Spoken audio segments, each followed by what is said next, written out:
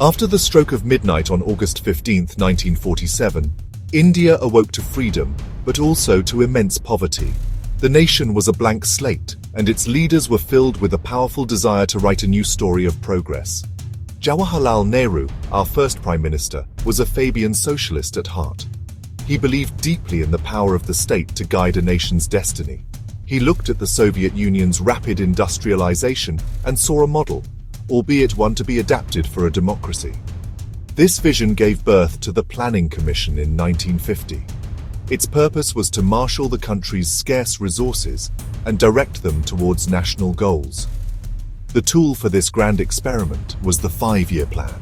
The first plan focused on agriculture, irrigation and power, the very foundations of a modern economy. The achievements of the Planning Commission were tangible.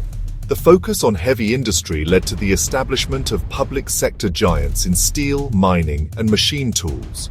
We built massive infrastructure projects like the Bhakra Nangal Dam, which irrigated vast tracts of land and generated electricity. The Green Revolution of the 1960s was a state-led triumph. India, once haunted by famine, became self-sufficient in food grains. The Indian Institutes of Technology, now globally recognized centers of excellence, were products of this planned vision. However, this legacy is mixed. The biggest problem was the creation of a stifling bureaucracy. We called it the license Raj.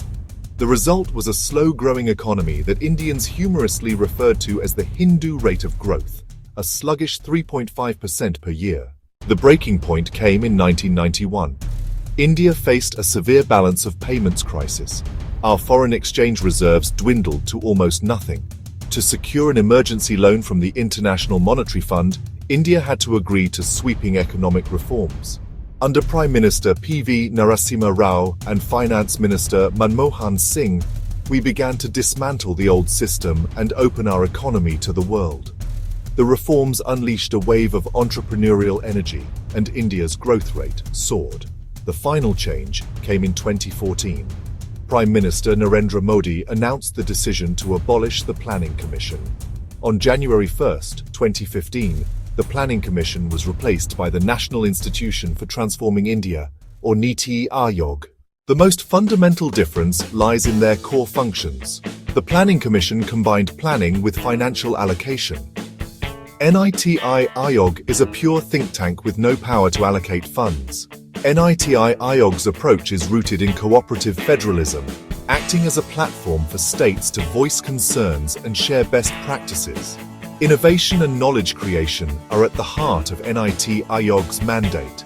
It has launched initiatives like the Atal Innovation Mission to foster entrepreneurship. It actively monitors state performance on development indicators, creating competitive federalism through rankings that nudge improvement. When we look around the world, we see different models. The US relies on market forces, China provides powerful state-led planning, and Southeast Asian tigers blend market policies with strategic direction.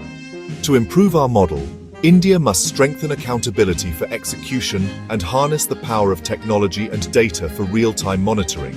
The spirit of cooperative federalism must be deepened.